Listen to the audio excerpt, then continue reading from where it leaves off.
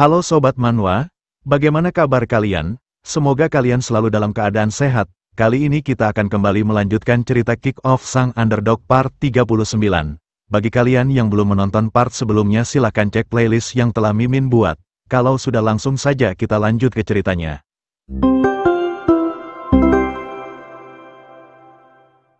Selepas pertandingan melawan SMA Cheonsong, Park Kim-dong berteriak meminta anak-anak SMA Haja untuk segera mengemasi barang-barang mereka dan langsung pergi ke lapangan B. Park Kim-dong mengatakan kalau mereka akan mengecek lawan mereka berikutnya. Sementara itu terlihat Sung Si-woo yang sudah pulang lebih dulu, dan Na Sun-mi ternyata sedang berada di lapangan B menyaksikan pertandingan SMA Sewon melawan SMA Wonwon. Oh Jun yang baru datang lantas menanyakan bagaimana dengan pertandingannya. Na Sun-mi tak menjawabnya dan hanya meminta Oh Jun untuk melihatnya sendiri, dan ternyata di pertandingan kali ini SMA Sewon kembali keluar sebagai pemenang dengan skor tipis 1-0 melawan SMA Wonwon.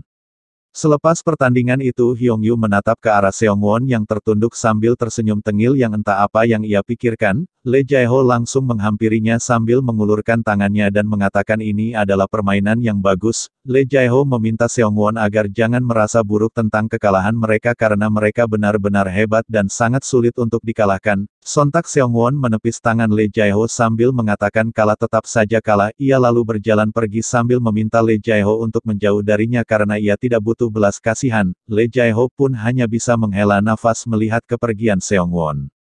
Sementara itu Kim Jin-woo juga sedang melakukan hal yang sama kepada pemain lain SMA Wonwon. Mereka saling berkenalan dan saling memuji kehebatan satu sama lain. Kim Jin-woo mengatakan kalau ini benar-benar pertandingan luar biasa dan sangat menyenangkan untuk belum juga ia menyelesaikan perkataannya Seong-won langsung muncul dan menarik rekannya pergi dengan raut wajah kekesalan. Seong-won berteriak meminta agar jangan tersenyum kepada tim lawan karena ini adalah kekalahan mereka dan mereka hanya mendapatkan tendangan di pantat. Pelatih SMA Wonwon meminta Seong-won untuk tenang karena setidaknya mereka sudah bermain bagus melawan tim sekelas SMA Sewon, namun Seong-won sama sekali tak peduli dan berteriak meminta rekannya untuk berkumpul sekarang juga.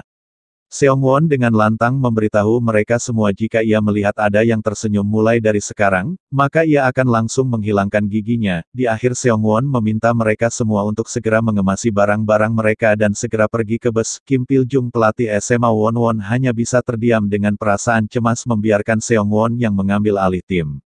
Mereka berdua yang melihatnya mengatakan kalau bocah mata merah itu benar-benar terlalu bersemangat. Kim Jin-woo mengatakan kalau ini serius ia hampir saja kencing di celana. Yujin kemudian menghampiri mereka dan menjabat tangan mereka sambil mengucapkan kerja bagus. Di pertandingan hari ini Yujin ikut bermain setelah selama ini sibuk dengan urusan iklan. Lee Jae-ho merasa senang karena Yujin berhasil mencetak gol hari ini dan mengamankan kemenangan mereka. Lee Jae-ho dengan sedikit bercanda juga mengatakan bukankah wajah mereka terlihat sedikit mirip yang terlihat tampan. Mendengarnya Yujin hanya tertawa dan menjawabnya kalau mereka tidak mirip dan ia terlihat seperti ibunya.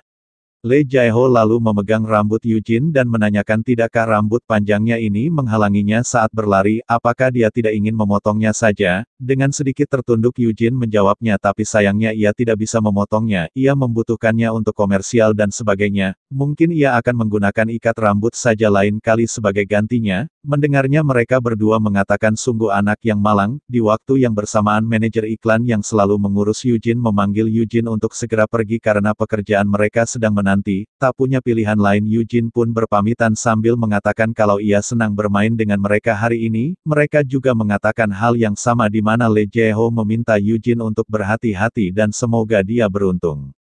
Tak lama anak-anak SMA Haja pun datang sambil memanggil mereka pecundang. Mereka tertawa dan begitu berbangga diri meminta mereka berdua untuk mencium kaki mereka karena saat ini sang posisi pertama di grup kualifikasi sedang berada di sini. Melihat mereka Lee Jae-ho tertawa dan menanyakan apakah mereka menang lagi. Yong-jae menjawabnya dengan penuh percaya diri bahwa tentu saja mereka melakukannya dan mengalahkan lawan mereka dengan keunggulan 2 poin. Jadi secara tidak langsung mereka juga meningkatkan poin kualifikasi grup secara keseluruhan.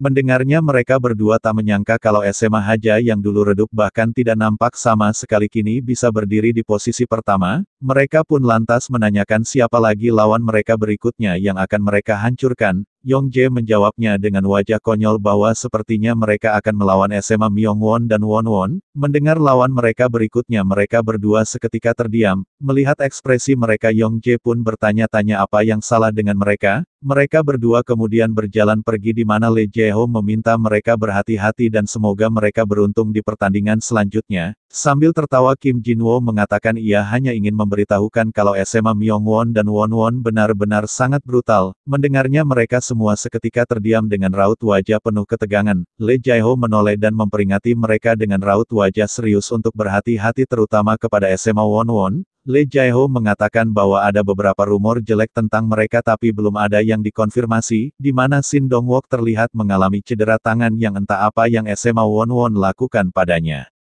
Sementara itu SMA Won-won saat ini telah kembali ke rumah mereka masing-masing, di pinggir jalan Seong-won tertunduk merenung yang sepertinya ia masih memikirkan tentang kekalahan mereka hari ini. Tak lama seorang anak kecil melintas di jalan bersama ibunya dengan sangat kegirangan sambil melompat-lompat di jalan. Di waktu yang bersamaan tiba-tiba saja sebuah mobil melaju sangat cepat ke arah anak kecil itu. Mobil itu lalu mengerem dengan begitu mendadak yang membuat anak kecil itu terkejut dan akhirnya terjatuh. Ibunya dengan cepat menghampiri anaknya di mana ia benar-benar sangat kesal dan berteriak memarahi orang yang mengendarai mobil tersebut. Ia berteriak mengatakan seharusnya dia tidak mengerem mobilnya seperti itu dan ini juga sedang lampu hijau buat pejalan kaki. Pengendara mobil itu pun mengeluarkan kepalanya sambil tersenyum kegirangan merasa tidak peduli. Ia mengatakan apa masalahnya padahal tidak ada masalah sama sekali yang terjadi dan semuanya tampak baik-baik saja.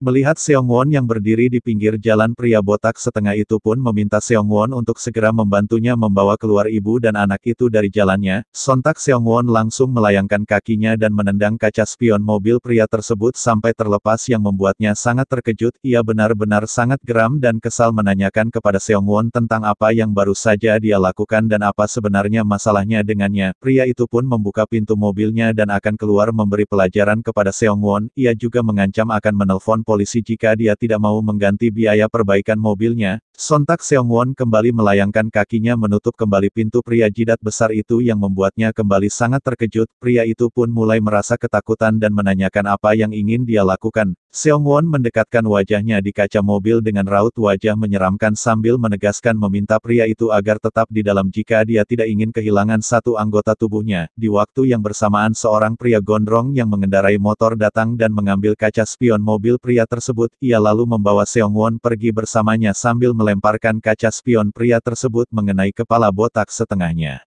Mereka berdua pergi dengan petantang-petenteng di mana pria tersebut merasa sangat kesal berteriak menyebut mereka dasar berandal kecil. Ia berteriak dan mengatakan kalau ia berjanji akan memastikan akan membawa mereka ke penjara jika ia melihat mereka lagi. Dari belakang rombongan anak geng motor lainnya juga datang dan mengikuti Seong-won dari belakang. Mereka terus menggeber motor mereka membuat keributan di sepanjang jalan seolah-olah jalanan itu hanya milik mereka. Pria gondrong yang membawa Seong-won menanyakan kepada Seong-won kemanakah tujuan mereka selanjutnya. Ia meminta Seong-won untuk memberitahu mereka siapa lagi yang ingin dibuat takut. Mereka semua tersenyum kegirangan bersorak mengatakan kalau mereka akan melakukan apapun yang Seong-won inginkan karena mereka adalah geng mantan pelarian The Hooligans. Dengan kemenangan SMA Haja melawan SMA Cheonsong, mereka meraih 4 kemenangan berturut-turut di babak liga kualifikasi. Hal ini membuat SMA Haja berada di atas SMA Sewon meskipun kedua sekolah memiliki poin kemenangan yang sama. SMA Haja mempertahankan posisinya sebagai tim top di grup kualifikasi, dan setelah kalah di pertandingan melawan SMA Haja, SMA Cheonsong tidak lagi memiliki kesempatan untuk menuju final dan berakhir tereliminasi dari grup penyisihan. Orang tua murid pun marah dan geram karena mereka telah mengeluarkan banyak uang untuk anak-anak mereka namun SMA Cheonsong malah tereliminasi. Mereka terus mengoceh yang bahkan sebagai dari anak mereka belum tampil dan bermain tapi tim ini sudah kalah. Mereka menyalahkan semuanya kepada pelatih Justin yang menurut mereka tidak becus menjadi pelatih dan mengurus anak-anak mereka. Atas hal ini Justin memberitahu kepada semua orang tua murid bahwa ia akan bertanggung jawab penuh dengan kejadian ini. Justin seketika memasang ekspresi begitu serius dan memberitahu orang tua murid bahwa ada satu hal yang harus ia sampaikan kepada mereka semua. Ia mengatakan kalau musuh mereka yang sebenarnya adalah salah satu dari mereka. Mendengarnya mereka semua dibuat terkejut dan mulai saling berbisik satu sama lain. Mereka pun meminta pelatih Justin untuk menjelaskannya semuanya agar mereka bisa mengerti. Justin dengan serius mulai menjelaskannya dan memberitahukan kalau ia telah memperhatikannya selama ini bahwa ada seseorang di dalam tim yang menyebabkan masalah ini. Semua pemain di tim menuliskan deskripsi secara rinci untuknya tentang perilaku yang tidak pantas di rekan tim tertentu. Mereka menuliskan kalau pemain ini memicu kekerasan, pelecehan dan pemerasan. Jadi tidak heran anak-anak mengalami kesulitan untuk fokus pada permainan, dan orang itu tak lain adalah pemain bernama Sehun. Mendengarnya orang tua murid pun menjadi khawatir jika anak mereka juga ikut terlibat. Justin kembali menjelaskan bahwa tampaknya Sehun telah menyalahartikan apa yang ia katakan padanya, jadi itu murni adalah kesalahannya karena telah mempercayai pemain seperti Sehun, tapi dengan tegas Justin meminta orang tua murid agar tidak perlu merasa khawatir karena ia sudah memikirkan jalan keluarnya, mereka hanya akan menyingkirkan Sehun dari jalur mereka dan melalui musim yang lebih baik di tahun depan. Sambil tertawa kegirangan Justin meminta orang tua murid agar mempercayainya dan ia akan segera menyelesaikan masalah ini. Selain itu sebagai imbalannya Justin meminta menaikkan biaya per bulan mereka demi kebaikan anak mereka. Hasil dari jalan keluar itu adalah menyerahkan Sehun ke kantor polisi, di mana saat ini Sehun sedang dibawa pergi oleh dua polisi atas beberapa tuduhan yang diberikan padanya.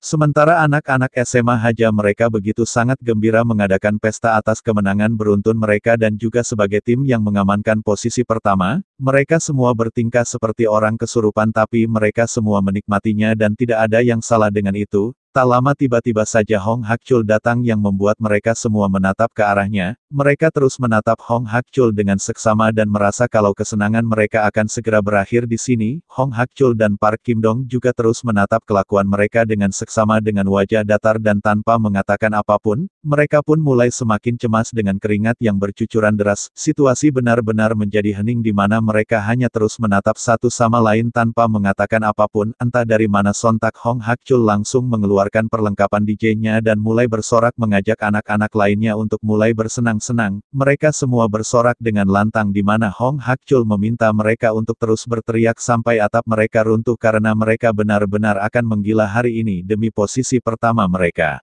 Belum ada 5 menit mereka mulai bersenang-senang. Hong Hakchul tiba-tiba menghentikan aksinya dan meminta mereka semua untuk memperhatikannya dengan seksama. Seng Ho merasa sangat senang dan bersemangat mengatakan kalau ini adalah hal yang ia tunggu-tunggu. Hong Hakchul kemudian mulai mengeluarkan nilai semester mereka yang membuat mereka semua seketika merinding. Mereka mengatakan mengapa harus dikeluarkan sekarang padahal mereka sedang lagi tinggi-tingginya. Ini rasanya seperti terbang ke langit dan langsung dihempaskan ke tanah begitu saja. Hong Hakchul pun mulai menyebutkan peringkat mereka satu persatu. Myong Seop sedikit bangga karena unggul beberapa tingkat dengan peringkat ke-34 dari 31 siswa. Kang Maru berada di peringkat ke-29 di mana ia sambil tertawa cemas mengatakan kalau sepertinya ia terlalu fokus bermain sepak bola. Hanya dengan tatapan saja sontak Kang Maru langsung terdiam dan tertunduk merasa bersalah. Hong Hakchul tak perlu mengatakan apapun karena dengan ekspresi wajahnya saja mereka sudah bisa menebaknya kalau dia sedang kesal. Hong Hakchul seketika melemparkan kertas semester mereka sambil berteriak memarahi mereka semua. Ia dengan lantang mengatakan bagaimana bisa hanya Johnny dan Jong Sanwon yang nilainya bagus sementara yang lainnya benar-benar sangat luar biasa seperti ini. Mereka semua seketika melirik menatap mereka berdua yang merupakan siswa terbaik tahun pertama dan siswa terbaik ketiga tahun ketiga. Mereka benar-benar merasa bangga dan bertanya-tanya bagaimana mereka bisa melakukannya. Hong Hakchul menegaskan bahwa mereka masih punya waktu sebelum pertandingan berikutnya melawan SMA Myongwon, jadi mereka semua harus belajar dengan giat untuk ujian susulan minggu depan. Dengan geram Hong Hakchul menegaskan kalau ia tidak akan mengizinkan siapapun berlatih sendiri di luar waktu latihan tim, dan jika mereka tertangkap olehnya maka ia akan memastikan mereka akan mendapatkan masalah besar. Di akhir Hong Hakchul kembali berteriak dengan sangat lantang menanyakan apakah mereka semua mengerti. Dengan perasaan lemas mereka pun menjawabnya kalau mereka mengerti. Nah, sekian dulu pembahasan cerita kali ini. Perjalanan Kang Maru masih jauh, dan banyak hal yang akan terjadi dalam hidupnya. Apakah ia akan mencapai impiannya? Temukan jawabannya di kelanjutan cerita berikutnya. Jangan lupa untuk like, komen, dan subscribe agar kalian tidak ketinggalan kisah seru berikutnya. Sampai jumpa di video berikutnya.